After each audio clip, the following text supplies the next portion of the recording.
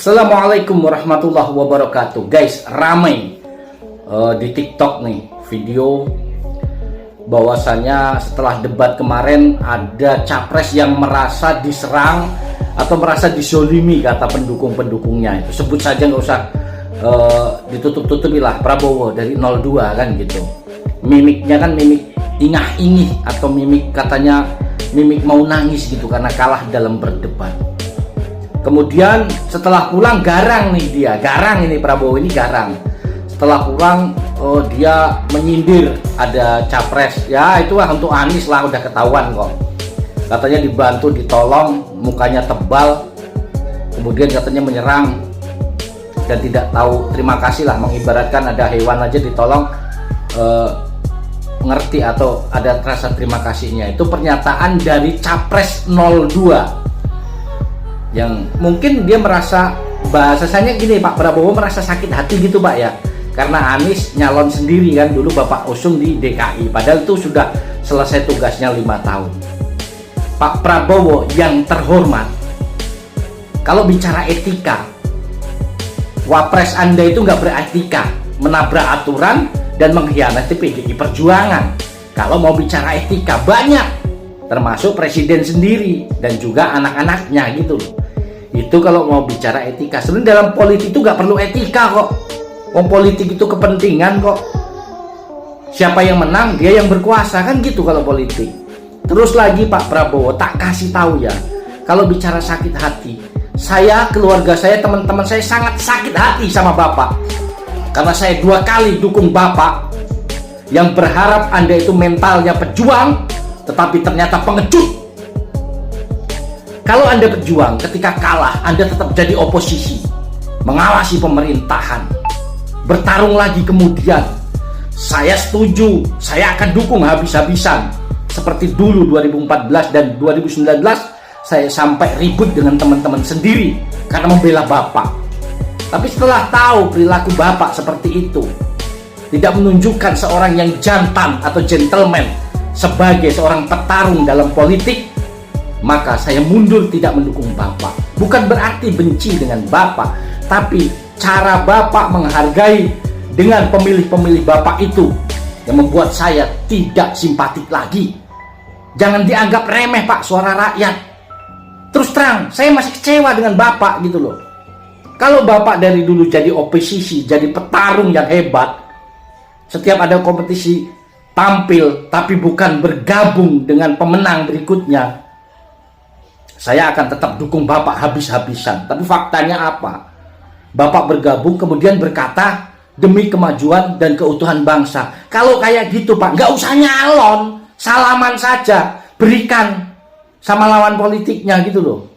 Dan saya ingatkan kembali lagi kepada para pendukung ya, yang namanya debat itu saling serang, pertarungan.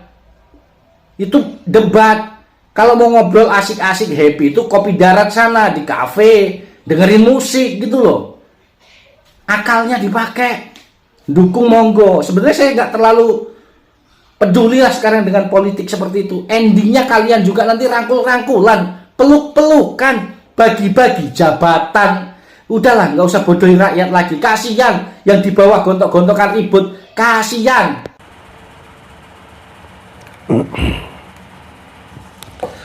Oke guys, ya abang ini mengaku sebagai pendukung Prabowo di 2014-2019 ya. Bahkan tadi sempat mengeluarkan kata-kata ekstrim ya. Pak Prabowo disebut sebagai bukan petarung tetapi pengecut ya. Ini lantaran sikap kecewa ya dari inkonsisten Pak Prabowo, tidak tahan seperti yang dikatakan oleh Pak Anies, tidak tahan sebagai oposisi ya. Lalu kemudian bersedia untuk menjadi anak buah dari Pak Jokowi guys ya. Oke, kita akan reaksi video-video atau komentar dari netizen yang lain berikut ini. Saya mau tanya deh, banyak yang nggak suka sama Gibran ini karena dia tidak berkompeten atau karena dia anak presiden? Atau malah ada yang berpikir anak presiden seharusnya tidak mengajukan diri sebagai cawapres atau gimana? Karena saya lihat nih Gibran ini salah dari berbagai sisi. Yang bilang Prabowo Gibran ini merusak MK lah, yang prosesnya Gibran menjadi cawapres itu menyalahi hukum. Ada yang bilang tidak beretika, kepalanya kosong, tidak berkompeten, tidak berpengalaman. Kalian tahu kan itu kan narasi-narasi itu.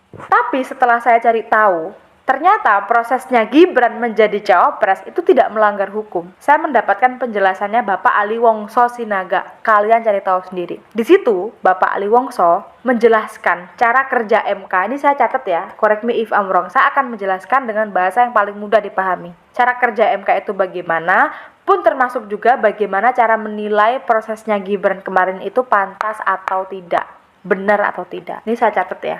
Di sini kita belajar bareng-bareng ya, correct me if I'm wrong. Oke. Jadi, tugas MK itu mengadili undang-undang. Undang-undang ini bertentangan dengan undang-undang dasar atau tidak, itu yang menguji MK. Terus siapa yang boleh mengajukan permohonan? Siapa saja boleh. Bukan hanya presiden, bukan hanya pejabat daerah, siapa saja boleh. Seperti yang kemarin meloloskan Mas Gibran, itu yang mengajukan itu mahasiswa. Yang undang-undangnya kan sebelumnya hanya 40 tahun kan, yang boleh menjadi cawapres. Terus akhirnya ada tambahan yang sudah pernah menjabat atau memimpin daerah boleh, itu kan akhirnya meloloskan Mas Gibran, yaitu yang mengajukan mahasiswa, siapa saja boleh. Lalu MK itu punya peraturan dia sendiri. Di peraturan MK ini simpelnya boleh menambahkan, merubah atau mengurangi undang-undang yang ada. Nah, yang mengatur peraturannya MK ini siapa? Yang ngatur itu ya DPR dan presiden. Nanti barulah MK bisa menjalankan. Bahkan di sini saya baru tahu bahwa di dalam Undang-Undang Dasar itu tidak mengatur perkara usia. Semua punya hak sepanjang dia sah. Bapak Ali Wongso Sinaga juga menjelaskan perkara pasal 28D ayat 3. Sebenarnya MK itu bisa merubah peraturan yang ada itu 40 tahun tuh bisa dirubah 35 tahun. Tapi MK tidak merubah peraturan perkara usia itu. MK cuma menambahkan siapa saja yang sudah memimpin daerah, yang sudah pernah memimpin daerah itu boleh menjadi cawapres itu. Jadi menambahkan itu. Dan itu sah. Jadi prosesnya Gibran itu sah. Dan persoalan paman Gibran. Jadi yang menentukan peraturan itu lolos atau tidak tuh hakimnya nggak cuma satu, nggak cuma paman Gibran. Jadi meskipun pamannya Gibran ditangkap, masih ada hakim lainnya yang setuju. Paham nggak? Terus persoalan Gibran ini belum berpengalaman dan tidak berkompeten ya. Ini saya bingung sama orang-orang yang bilang begini. Apakah orang-orang ini tidak tahu atau memang tidak mau tahu persoalan kinerjanya Mas Gibran? Karena Solo tuh maju by the way guys. Mas Gibran itu benar-benar menghidupkan Solo dari segi tata kota dan juga UMKM-nya. Banyak konser-konser ya, orang tuh jadi lebih nyaman di Solo. Itu tuh perubahan guys. Nggak ada kasus yang kayak bikin patung bambu. Dan persoalan etik ya, saya tuh ngelihat debat cawapres kemarin itu sebagai lintas zaman. Pak Mahfud dan Cak Imin itu orang zaman dulu, berbeda dengan Mas Gibran anak-anak zaman now. Jadi cara berkomunikasinya beda aja gitu. Ya Gibran begitu biar nggak kaku. Karena kan memang Mas Gibran juga nggak yang ngenyek kinerjanya Pak Mahfud 11 dari 100 kan nggak kan. Dia hanya mencairkan suasana saja. Tapi kalau dilihat juga, kalau menurut saya, bisa jadi itu bentuk kemarahan sebagai wakil dari calon presidennya yang sudah dienyek di atas panggung di debat capres kemarin. Jadi saya memahami emosi itu sebagai anak muda, karena saya anak muda. Dan ya balik lagi ya, saya setuju dengan Mas Gibran. Perkara zaman now itu seyogyanya, seharusnya, sebisa mungkin itu juga dibereskan oleh anak zaman now.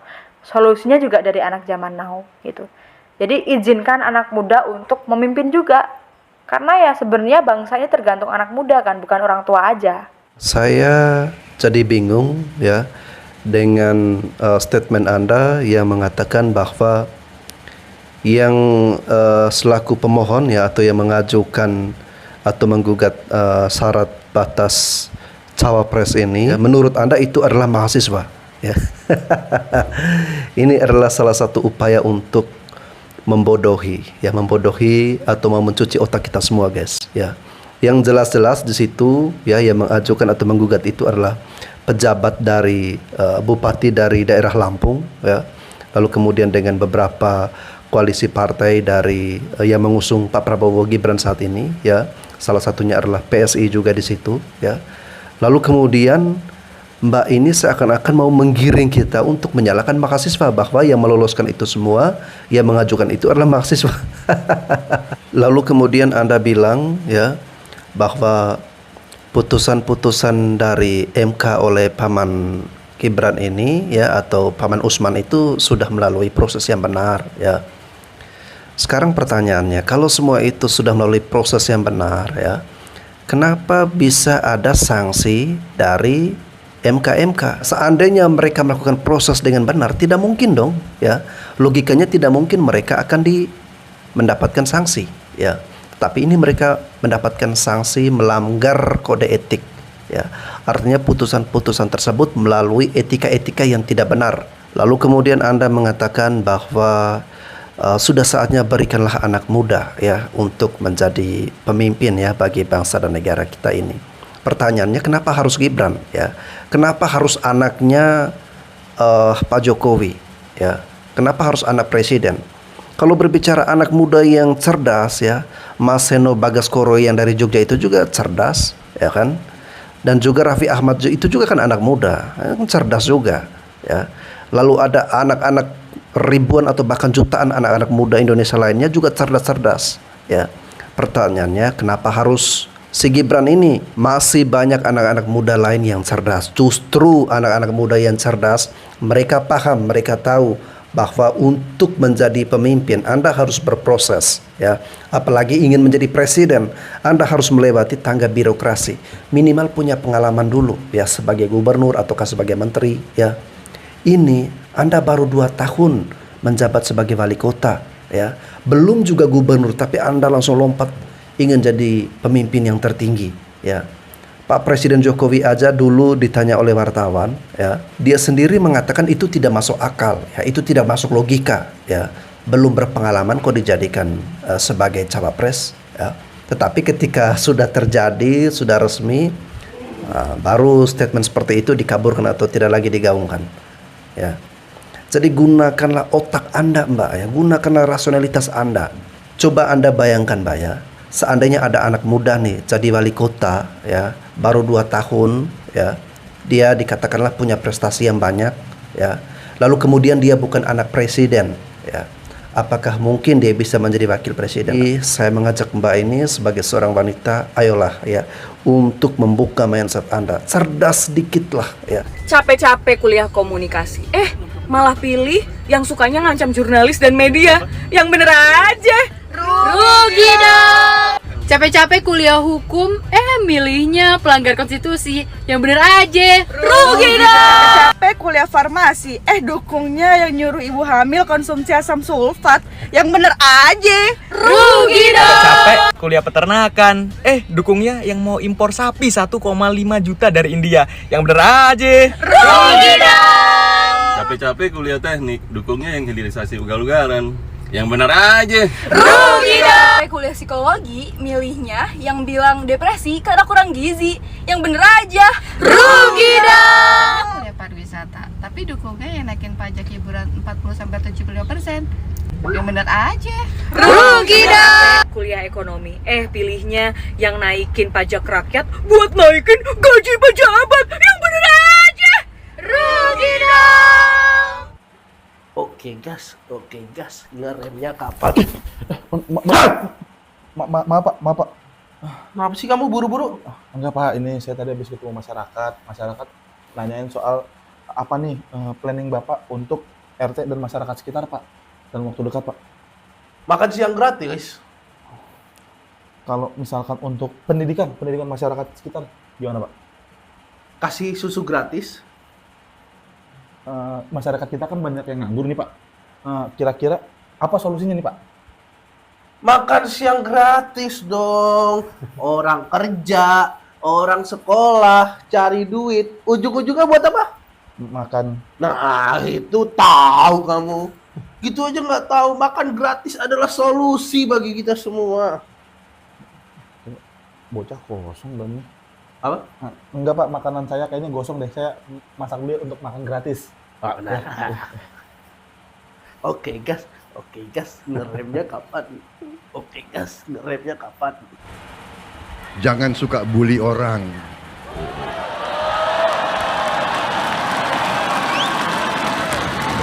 Iya.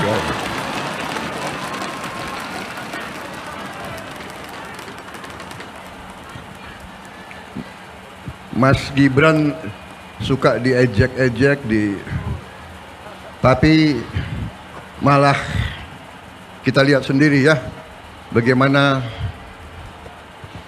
beliau sekarang paten.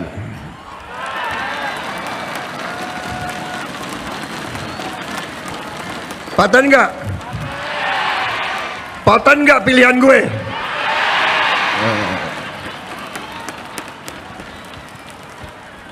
Atas pilihan gue dikasih nilai berapa? Kebalik ini Pak, panjenengan lah ya pencetus pembulian di Indonesia ini. Tak kasih contoh satu aja ya. Kemarin saya bilang waktu debat dengan Pak Anies Rashid Baswedan,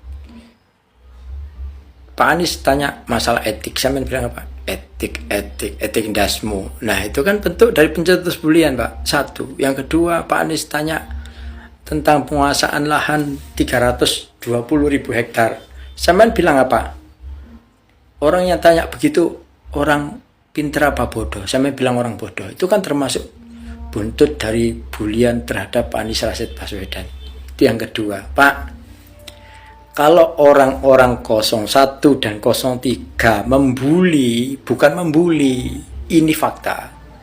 Mengatakan bahwa Gibran itu belum cukup umur dan minim pengetahuan, minim wawasan, ya jangan salah. Karena dari statement Gibran sendiri yang bikin orang-orang pada menyerang Gibran. Contoh satu Pak ya, untuk mengatasi stunting, Gibran bilang apa? Sudah tercukupilah asam folatnya. Padahal Gibran bilang asam sulfat. Kan berarti Gibran sendiri, dari blunder Gibran sendiri itu Pak. Satu. Yang kedua, kemarin Gibran bilang itu coba cek food estate dulu. Ada yang gagal juga, ada yang berhasil.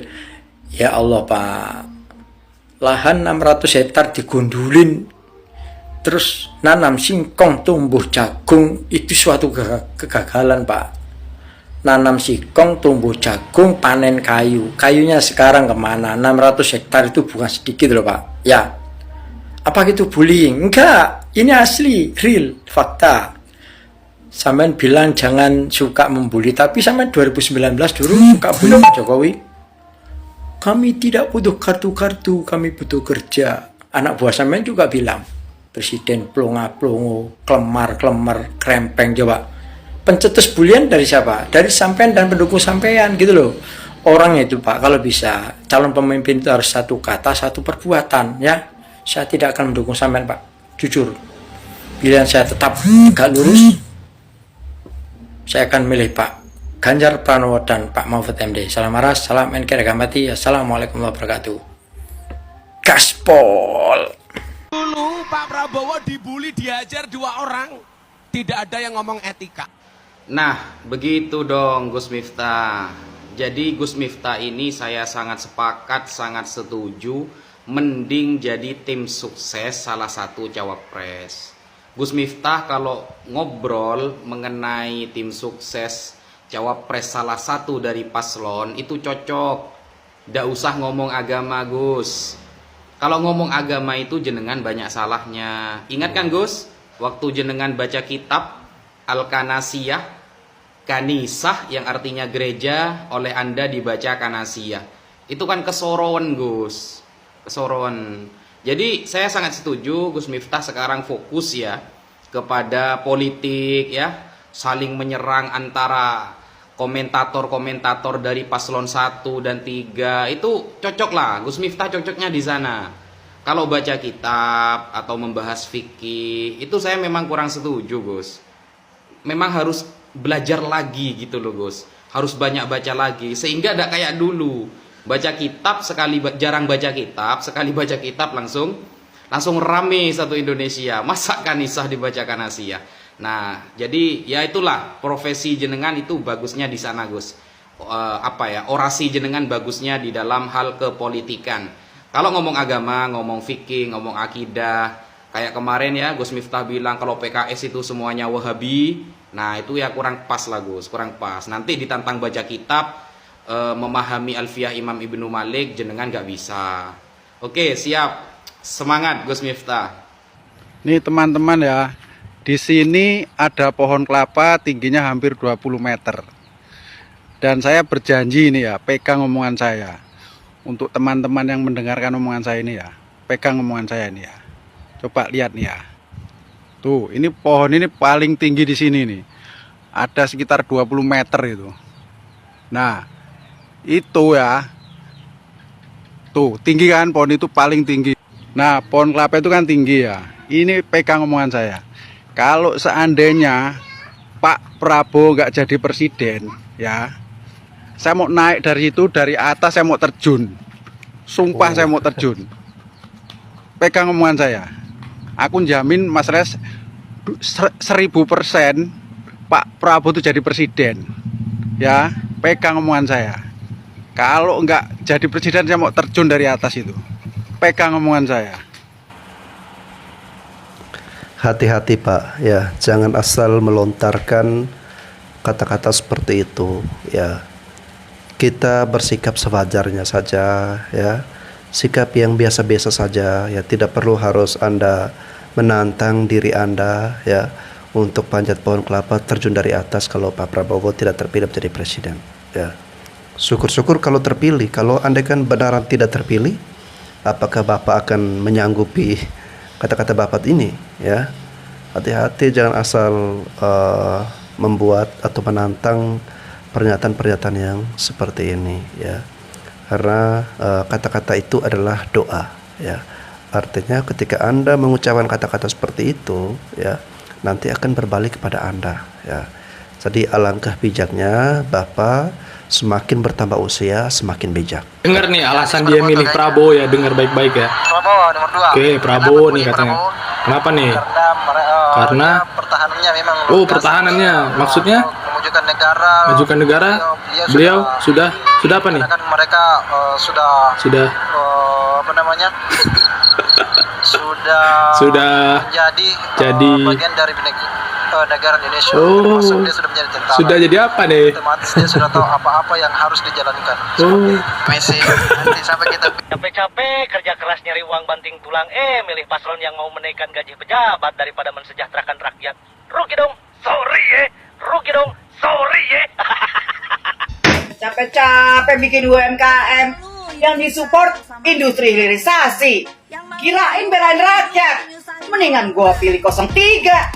Jelas. Capek-capek kuliah S1, milihnya 02. Yang benar aja, rugi dong.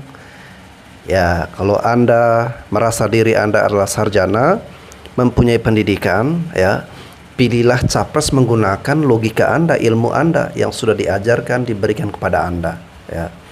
Pilih capres yang punya pengalaman, ya, punya track record, ya, yang sudah melewati tangga birokrasi, guys, ya. Bukan seorang bocah yang baru wali kota, ya, belum sampai 5 tahun, baru 2 tahun, ya.